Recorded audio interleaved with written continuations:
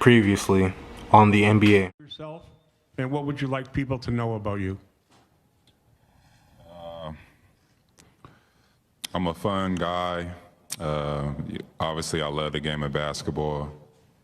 I mean, it's just more questions you have to ask me in order for me to tell you about myself. I just can't give you a whole spiel. I don't even know where you're sitting at. Paul George and Russell Westbrook. Because you know you're going to get the basketball. Westbrook off the dribble. That is pure.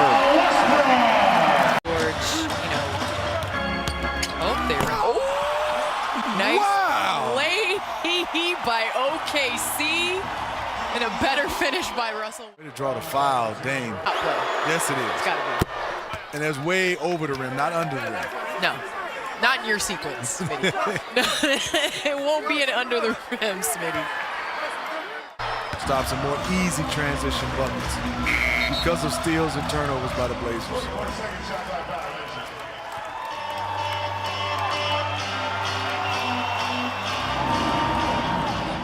All the way through Candace. It was a playoff atmosphere. A chance to send the Thunder home. Lillard, long-range three, and it's good! At the buzzer! Damian Lillard! But further than that, though, it was the way he waved. Live with the results? Yeah. I mean, that's a bad shot. And then those two face-to-face. Noah, look out! Rondo and Chris Paul, and they're throwing punches. But as you guys might expect, this was my last home game. For Dallas, and a chance for Dirk to shine here at the end. Mouse in the house, and the trap closes. By design, John. Oklahoma City, Russell Westbrook, they did not want this to linger, and they were aggressive this week. Wade against Iguodala. 5 seconds left. Waiters back to Dwayne. Shoots. No, he couldn't get it off. Now fires it up. Bank it in! It counts! It counts! The Heat win the game! Dwayne Wade won it for Miami. 126 to 125. They've continued to extend it more and more. Oh, Carmelo's going to take a shot. Smart to.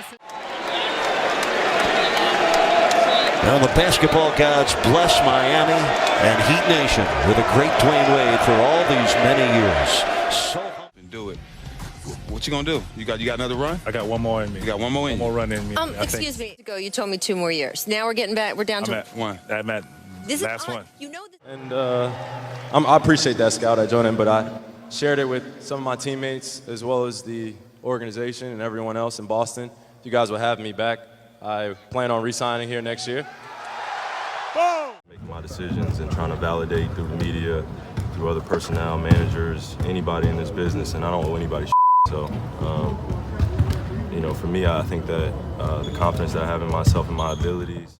And Curry against Tucker on top. And back to the isolation one-on-one ball.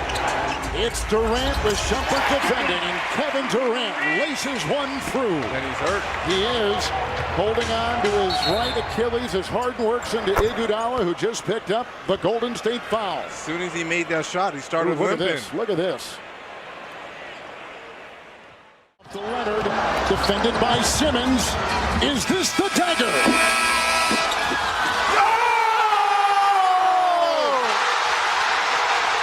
Game! Series! Toronto has won! Ibaka trying to stay with Durant, knocks it away, and Durant's limping. Durant goes down holding his leg. Ibaka goes up and is fouled down the other end. And Durant grabbing that right leg. It's the right calf that put him out. Lost the ball. Thompson running the floor and a foul. And Thompson grabs his left knee. Now writhing in pain. Steph Curry slamming the ball on the court, so upset. Sports can be uplifting, they can be equally agonizing. Woj tweets out via agent Greg Lawrence. Clay has suffered a torn ACL in his left knee. That's it. There's a new NBA champion, and it's a team from Toronto, Canada. We, the North, are now we, the champions. The Raptors, the 2019 NBA champs. The breaking news is Anthony Davis headed to the Lakers. The Pelicans have traded AD for New Orleans. Congratulations to New Orleans for winning the first pick in the 2019 NBA lottery.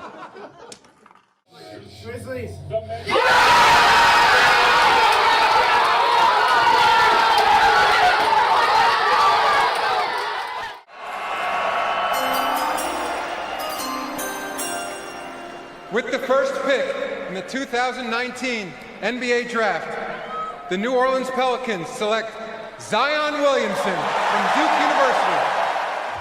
Ramona Shelburne, because the Thunder helped make this happen, helped bring Kawhi to the Clippers because he was able to bring Paul George with him in this blockbuster deal. How did this happen? How did OKC make this happen for Kawhi Leonard and the Clippers?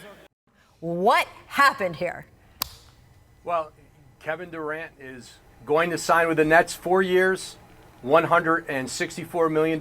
He will join Kyrie Irving, who is going to commit also tonight. He's essentially committed already. And then DeAndre Jordan will also join this team. Obviously, Durant, it's very likely to sit out the entire news. Zion Williamson will be out for at least the next 6 to 8 weeks.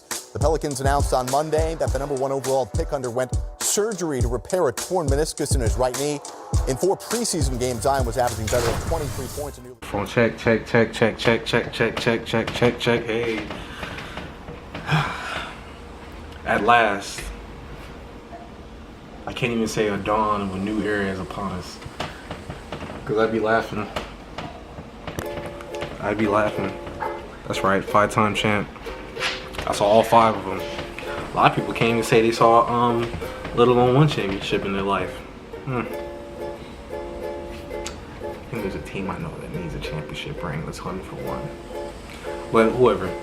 So guys, so today is the season preview / prediction episode, I guess you would say. Yeah, so this is definitely going to be this is the opener. Now, some people are questioning, why did you wait so long to do this? And then now I'm going to get into that for the main reason. What I learned from the football season, I was kind of dibbling and dabbling with that. I was taking it serious, but I was dibbling and dabbling with that. And the reason why I put this out the day before, or even tomorrow, whenever you guys end up watching this video, was because injuries happening. Right? I played football, I got hurt. Sucked. Don't want to curse because I know kids might be watching. I don't want their parents think, who is this guy? He's a Lakers fan. Lakers are bad. They're bad people. And then they convert their kids to Clippers fans. But I digress. So with that being said, I wanted to wait. Going to be out for 6 to 8 weeks. Wow. Yeah, so he's not playing. So that's at least, in basketball time, that's at least like a quarter of the season pretty much. He tore his meniscus in his knee playing, and it sucks because I'm not gonna lie, he was probably he was my shoo-in for Rookie of the Year, but I'll get into that obviously later on going to the episode. So with that being said, my lovely queen can get directly to the questions, man. So babe, I'll pucker up and let's get the ball moving. Yeah. Who is your top teams going into the season and your playoff predictions for the East and West? Okay, so my top teams right now, in terms of like the elite of the elite, on paper right now, obviously. Is there anything else I need to say? Lakers for legit reasons. They have LeBron. They have Anthony Davis. They have LeBron. They have Anthony Davis, and they have LeBron, and they have Anthony Davis. The Clippers, they have definitely improved. They made strides. Obviously, the acquisition of Kawhi Leonard, Paul George, backstabbers. They're going to be a good team. I can't front. The Lakers and Clippers right now, they're going to be a contrast of styles. And then I would say technically there's only all the elite teams are in the West. I'll just put it like that. Lakers, Clippers. I'm gonna go. How embarrassing.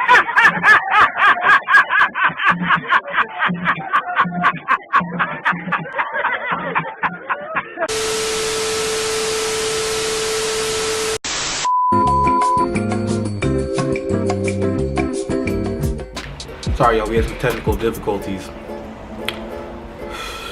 Is this something you guys don't let me know? You don't see us advancing all the way? I do. So back to what I was saying. So the only teams I see that are currently elite right now, I'd say Lakers, Clippers, and I'd want to say Utah and Denver. But Denver is kind of like not so much-ish. It's not even a word.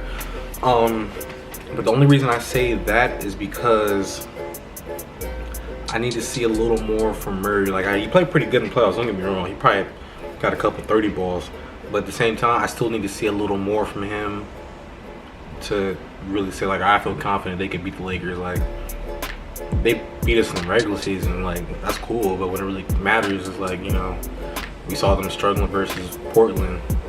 So Lakers, Clippers, Utah, and Denver.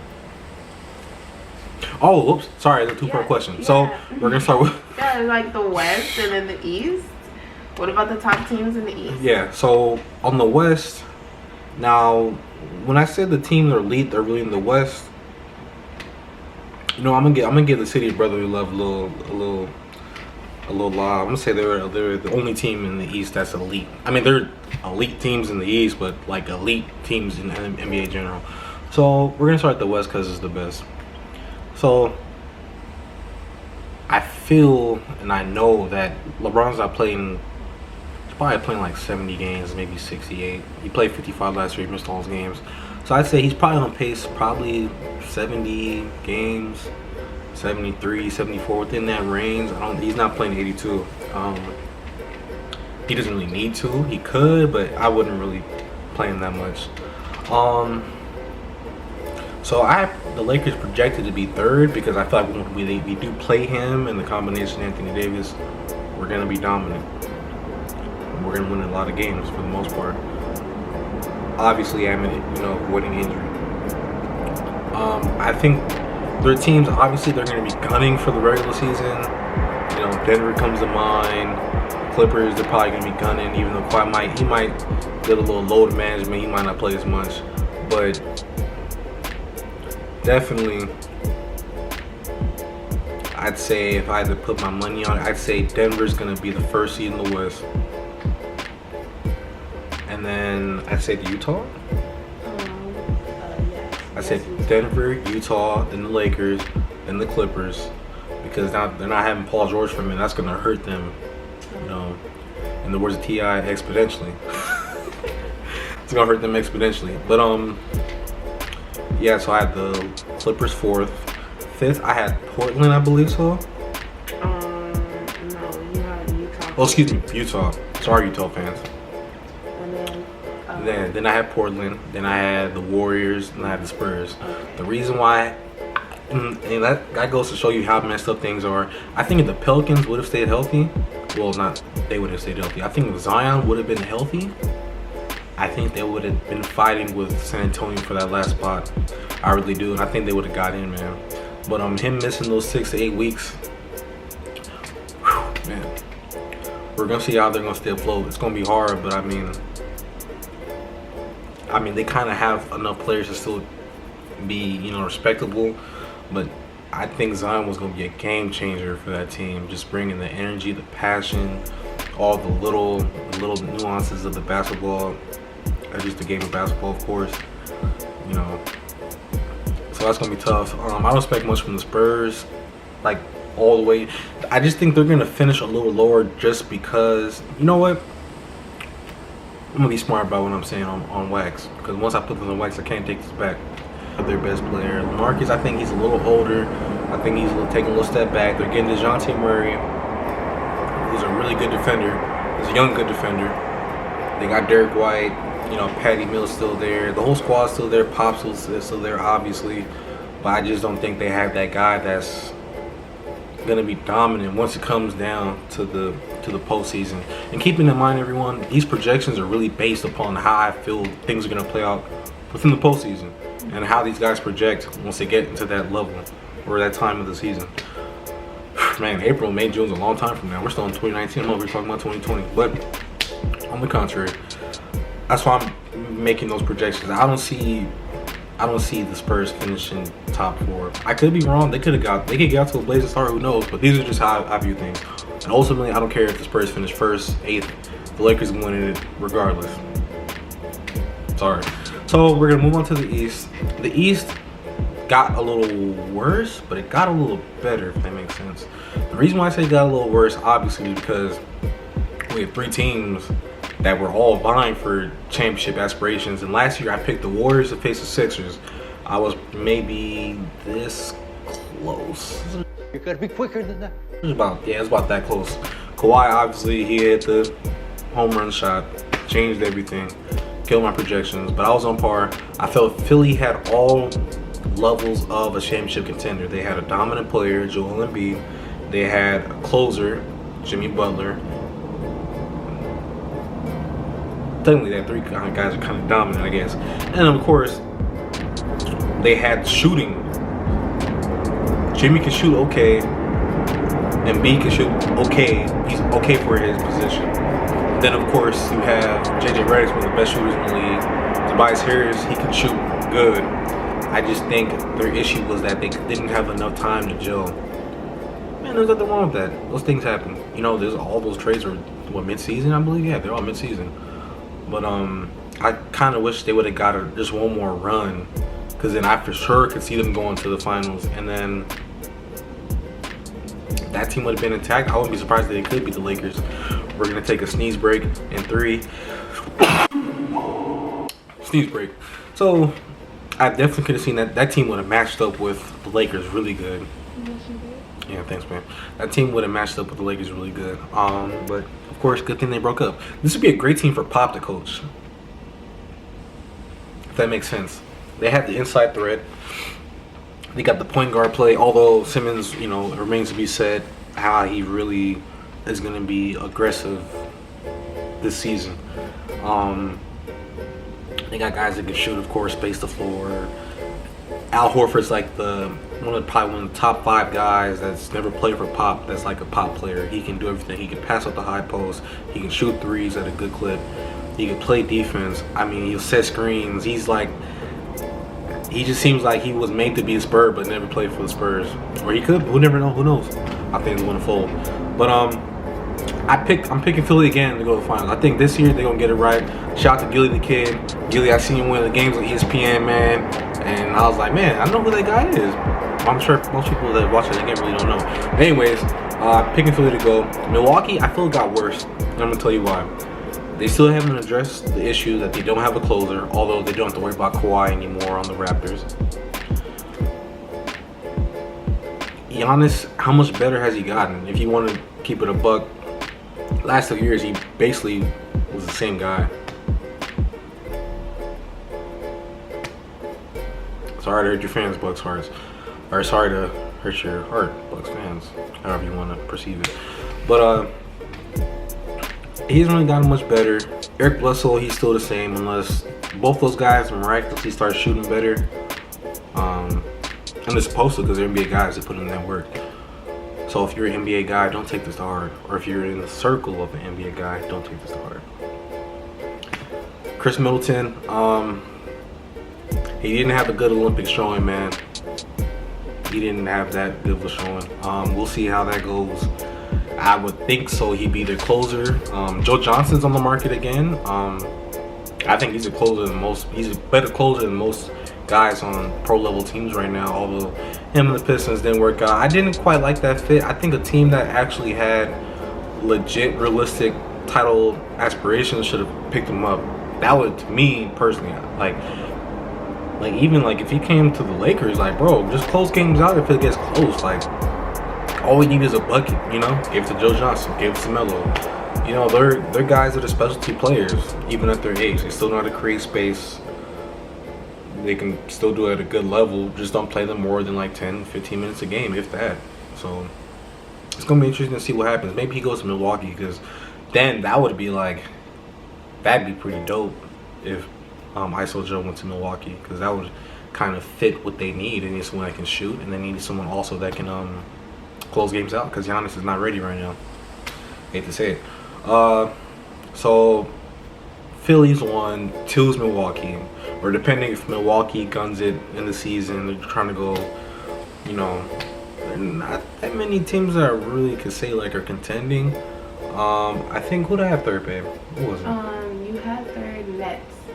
Yeah, I had the Brooklyn Nets for a third, and I'll take it a step further. If Kevin Durant was healthy, I'd pick them to come out the East, because they're probably like, you gotta think about it. They went toe-to-toe with Philly, who I picked last season to go to the finals. And the reason I said that was because they have a lot of good young players, and they now are turned into depth. Spencer Dinwiddie's a starting point guard, but he's coming off the bench. He's backing up Kyrie. That's a luxury.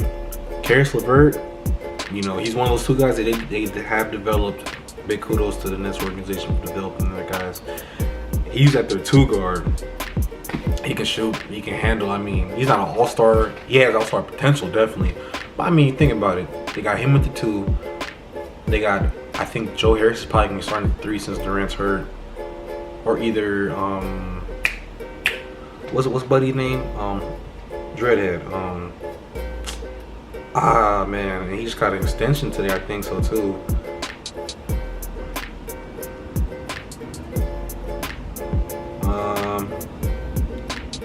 Taurean Prince, $29 million extension. So big ups to him too. He's another wing type of guy, so a guy that guards the perimeter, that is not a point guard. So they got him too. And then I think at the 4, I don't know if they're starting at the 4, but I know their bigs is Jared Allen, and they got DeAndre Jordan. So you got those 2 guys. One of them starting to come off the bench. I mean, you basically got 2 starting centers. If they would have had Durant too, I would have picked them to come out the East. You know, Brooklyn's gonna have a finals appearance, and that would be dope. I see what Durant and LeBron were doing now. The big picture, it's like some sort of realization, an epiphany. It hit me finally. In baseball this season, I don't really watch baseball anymore. I'm gonna keep it short and simple. They could have had the Dodgers, Yankees. Failed. Both sides, tremendously.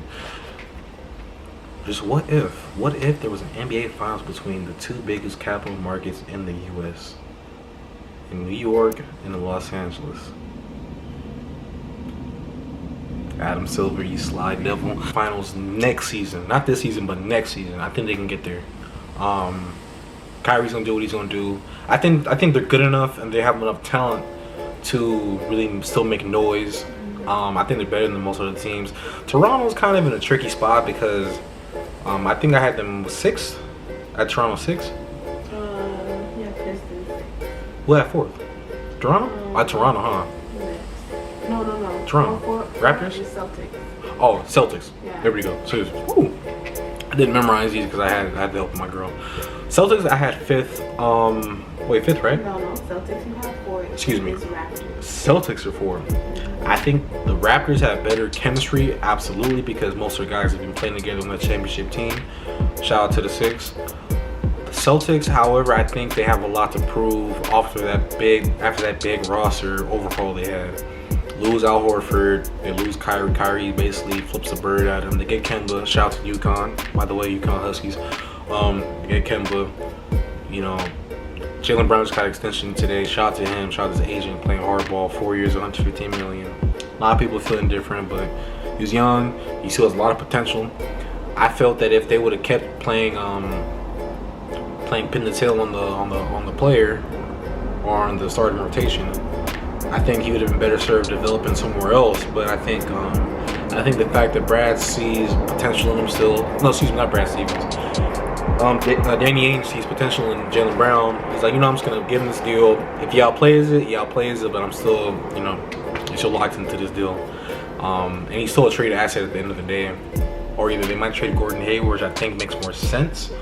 But we'll see how it goes. Celtics are in a unique situation. They lost Al Horford, and that was their real glue guy. Like I said earlier, he can do so much on offense and defense. He's so versatile. So that's going to be a big miss. I don't think they're going to miss Kyrie as much because they never got to see, at least in the playoffs, they never got to see like the real Kyrie, like the guy who, in my opinion, outside of Kevin Durant, is the most dangerous man on the planet with a basketball in his hands. And no slight to Steph, I just think he's more dangerous than him.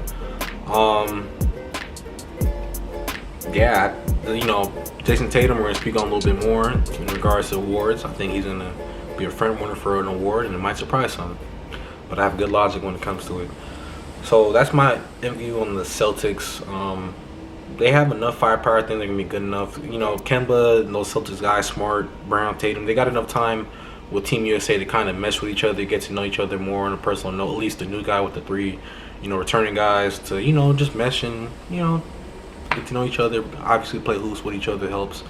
Although, the coaching styles for Pop and Brad Stevens is a little different, They're two different guys, two different, life stages. It still helps chemistry-wise. Then I have the Raptors, right? Raptors. Shout out to baby. Okay, so Raptors, the reason why I had the Raptors 5th, I didn't want to slide them. I'm not going to say not going to make the playoffs. They're making the playoffs. The only issue that I had with the Raptors is obviously Kawhi left. That's 25 points per game, right? Let's do the math, kids. For all the kids watching, get your calculator, get your scratch piece of paper, get a pencil or pen, it doesn't matter. Or for all the babies or infants that are watching secretly, because I know this video might be trending on someone's timeline or something. Baby might click. They like purple, they like bright colors, they like champions. So,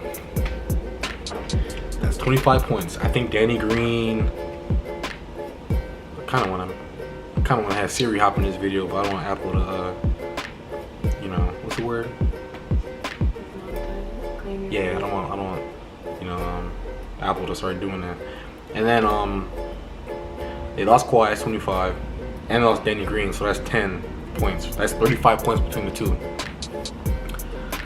2 stars, of course, too. So let's do the math, kids. So if they average like 108, 9, 10 points per game, they lose 35 points per game. That's a big hole. Now, I do think that since they did come to an agreement with Pascal Siakam, who was last season's most improved player of the year. If he jumps up 6 points to 25 or 24, 23, which will be hard. It's hard to average 20 points a game in the NBA. I think realistically he'll get to 22, 23 just because they need someone to fill that workload. Let's say he jumps up 4 points, right? No. He averaged 17 last year. Yes, let's say he jumps up 6 whole percentage points. Yeah, let's say he averages 23 next year. He might get an all-star game, huh? You're still missing about 29 points. So Fred VanVleet's gonna have to jump up. Gasol's probably gonna have to jump up. Serge's gonna have to jump up. Everyone's gonna have to pick up the shoes. They're gonna have to pick up the big, massive shoes, the big, massive mitts that he left, the gloves he had. A lot of things can happen. Pistons at 6. Yeah. Pistons at 6. Like the acquisition of D Rose, Reggie Jackson. Still waiting for him to get his life together. His basketball life, at least, like in terms of just being somewhere where they can really use his services for the most part. Like I feel like Detroit they're not attracting no free agents. It's hard to be successful in smaller markets when you can't attract free agents, or you don't have the assets to flip for good players. Like let's say if Damian Lillard went to Detroit, they'd be sick. But they're not getting him. So the point is, Pistons, I think they're going to be a good team. They have a lot of firepower. Blake Griffin's super underrated. It's crazy how things work when you get traded from Los Angeles to Detroit. It's like a whole narrative just changes. But they still got Drummond. Luke Kennard still there. I think he might be Kennard. So they got Detroit. I got y'all making the playoffs because y'all got a lot of good veterans. Obviously, I wish y'all had kept Joe. It'd been y'all perfect closer, but you know, Blake's gonna get his totes, so we'll see within that. And then 7th, I had Orlando, right? Yeah, I had Orlando Magic. Technically, they should be jumping up higher. It's gonna be very dependent on Markel. He might be at the real soul of their development, and I just want to see him just progress, man. That whole shoulder thing, if things don't work out here in Orlando, or he ends up winning the championship down the road, he's gonna be one of the craziest 30 for 30s. I mean, point blank period. I had so much like expectations in him that he didn't even know about. But to be serious, I envisioned him being like one of the best guards in the NBA for like the next 10 years or so. Like he still probably has it in his bag. Maybe his confidence is just down. But from just an 18-year-old, 19-year-old kid, like he just, man, sky was the limit, or is the limit. We'll see. So if let's say he wins most improved player. I should have wrote that on wax or on paper. I didn't. He's another candidate. But we might end up flipping this out, or might keep it. So Orlando, I think, is for sure make the playoffs again. Last year they were 7th. They're in the same spot. Orlando, yeah, and they lost to Toronto. Crazy how karma works, right? Not really karma, but you get the point. So 8th, I had an interesting situation because I like their team, you know, Pat Riley, the whole Miami Heat culture. But the whole issue I have within the Heat is that they're lacking firepower. Like Bam, I think he's gonna say that on wax too. A lot of guys are like not there, they're gonna take jumps, but he's gonna be one of them. Bam, he's gonna be good. He's gonna get more PT, of course, seeing that Whiteside left, so he's like the big guy there. Jimmy Butler, obviously the acquisition. I like Jimmy. Wish he could stay in Philly, like I said, but to me, it sounds like Miami's not quite done with getting other good players, so it remains to be seen. I like Tyler Herro. I want to see how much they're going to integrate him over the course of the season. Dragic is, you know, the sly dragon that he is. Deion Wade's probably going to get dealt, so that kind of kills them scoring wise. But you know, Jimmy buckets for a reason, so he's going to pick up the slack wherever it's at. And then I want to say Indiana comes to mind, but I just think Victor Oladipo not playing, it's going to be tough, man. Even Sabonis, Miles Turner, you know, Brogdon is a new addition, he's good. I'm just unsure. I'll leave it at that. I don't want anyone, you know, any negative bashing comments about me or my predictions. Actually, I really don't care, because if you knew any better, you know Indiana's going to have a hard time getting to playoffs. Point blank period. Get on to the next portion, which is the awards. My predictions on the awards. So what I want to ask you is, who do you have winning Rookie of the Year? Rookie of the Year was Zion Williamson with an emphatic 360 dunk. Go figure. He's gonna be out 6 weeks, so I think that puts him behind the 8 ball. Like, if Trae Young played the whole season damn near, and Luka Doncic, Luka started off way faster, crossing, dropping people, hitting 3-pointers, tying, winning games, the whole 9. And Trae kind of was like he didn't start as fast, but he was a little behind, and he started picking up, you know, double doubles, you know, hitting from damn near the logo. Things started to progress. If he closed as hot as he did and he still can win the award, that just goes to show you that Zion's gonna have a hard time unless they run the table and they win a crazy amount of games, which I don't see because the West is too stacked and that team's still young. He's my Rookie of the Year. He was, but my Rookie of the Year, I believe Ja Morant's gonna win. He has the green light for their coach to go and say, you know, Ja, we're gonna play 20 minutes a game. Nah, you're good. Nah, it's not happening. I think that team's gonna be able to grow definitely. Just seeing him in preseason, looks like the real deal. Okay. Yeah, John Moran. Okay. Yeah. So that's it? Yeah, okay, so winning coach of the year. Mike Malone of the Denver Nuggets. He finished second last year. My first year's salary. Then it's like, I'm not a rookie. I got a whole year to recover. Then I started lifting weights. I started training. And then I come in my second year already getting acclimated to the speed of the NBA. It's like, I'm not a rookie. I hate that rule. But anyways, so if he comes in, drops like 15 a game, which I can see him doing easily over the course of the year, they're probably going to finish first. They're going to be gunning for first. A lot of the guys came back. Chemistry's there. They're adding one of the talented young guys in the league. I mean, Scott. Okay, so what about the most improved? Now, most improved, I kind of touched on this topic too much time throughout the video. Apologize, because I kind of ruined myself a little bit. But Bam Adebayo, sorry about that, Bam. He has a good shot. I said Lonzo Ball's a good choice. Markelle Fultz, of course, but I think the guy that's really going to stand out and make that jump. And I think ultimately this might be when Gordon Hayward gets traded. I think so, because his name's being thrown out there in rumors. And everyone in the world knows Jason Tatum is the gem of the Boston Celtics. So therefore, kind of burns to say this as a Laker fan. Whoa, someone agrees in winning an award, guys. I think Jason Tatum's gonna win Most Improved, and I wouldn't be surprised if he makes the All-Star game. I don't think he's gonna jump from 15 to 30. That'd be monumental. That'd probably be the biggest increase in history, perhaps. Non-Wilt. So I think he's scoring 20 a year. He's scoring 20 a game this year.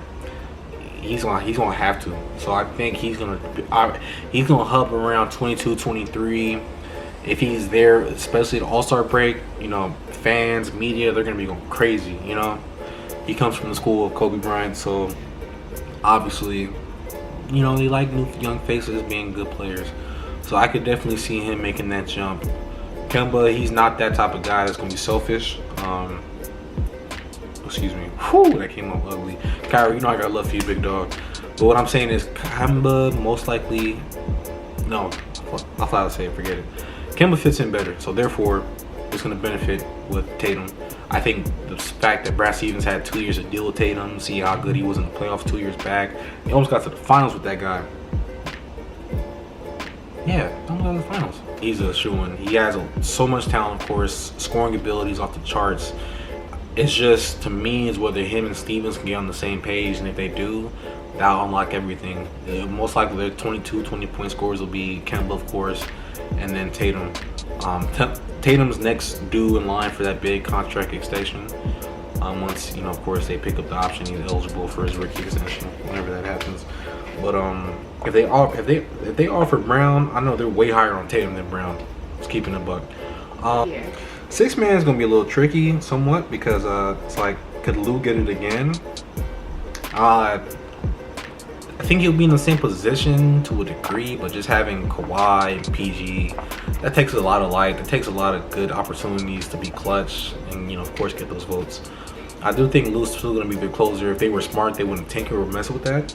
I don't tinker with that unless he gets hurt, and they need Kawhi to step up and like, all right, we need you to close games out. Or they might just, go against the grain. Who knows? But I'm going to go a little bit off Richter with this one. I'm gonna go with Fred VanVleet. Yeah, you remember that guy, the guy that was cooking up Steph Curry and even had him doing this.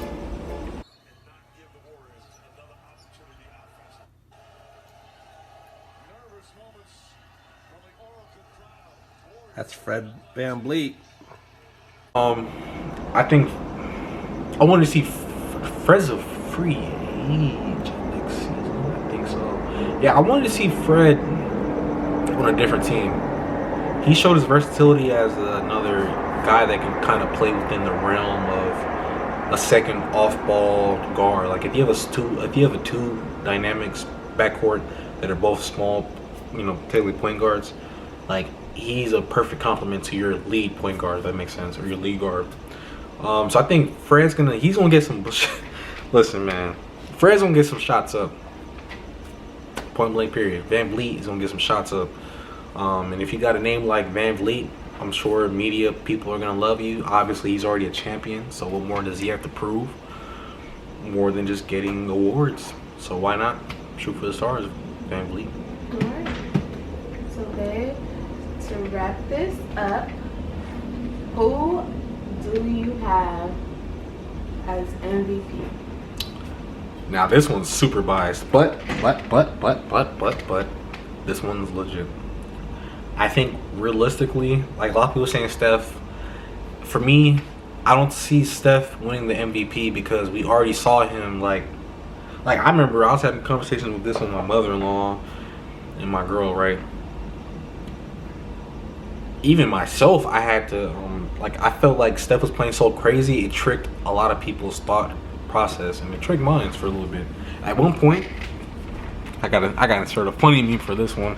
I thought Stephen Curry was the best player in the NBA, better than LeBron James. And when he lost that year, boy, I was looking stupid. But I think we saw like this is peak Steph because he's been through everything, every possible situation. But I mean, if we put it in context, because my girl's not gonna understand this, because basketball stuff is I know a broad history of basketball. The point is, we saw Harden freaking go. He went Omega Shenron level. He averaged 36 a game. Freaking lost MVP to a guy that averaged almost literally the same stats, but the team just got better. But it wasn't entirely because of him. No offense to Giannis. No offense to any people that are Greek that are watching this video. I love Giannis. Now, I don't think he's gonna be in a good place. Harden, I mean, if Harden has a lesser year, then it's kind of like, then why did you give it to him a year later? You know, Harden should at least have 3 MVPs by now. That's crazy, but Harden, he's getting that Kobe treatment. You know, maybe this will show him to appreciate Kobe a little more than he does. Not saying he does. I know he looked up to Kobe growing up in the inner LA area, but I should put a meme on this, like saying hurry up, like get to the Yeah, get to the point. I thought long and hard about this. I think the MVP of next season is going to be a Laker. It's going to go one or two ways. I know. I get myself into these situations, but just hear my logic on this, right? I think LeBron has the best narrative. He has the best narrative. Because Westbrook, think about this. Westbrook went 3 seasons in a row. I remember growing up watching and thinking the person with the biggest chance to average a triple-double, like middle school, high school, like I'd watch ESPN, be like, okay, like, you know, like first person coming to mind, well, I thought was gonna average a triple-double, even elementary school, was Jason Kidd. Didn't happen. Who was it? Russell Westbrook. Yeah, if LeBron averaged a triple-double, it would help his cause, but we just saw it 3 times in a row. Before that, we hadn't seen that done in over like, since my mom was a kid. So the point is, he has the best narrative because Westbrook has that working against him. Paul George, he's missing games already, so I doubt he's gonna come in, you know, firing off the gates hot again. You know, if he had a chance to win MVP last year was his year.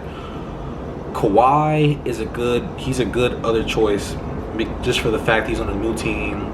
If they start out blazing hot, in particular due to him carrying the team on both ends of the floor, media, coaches, fans, they love a two-way player, so he has a good opportunity.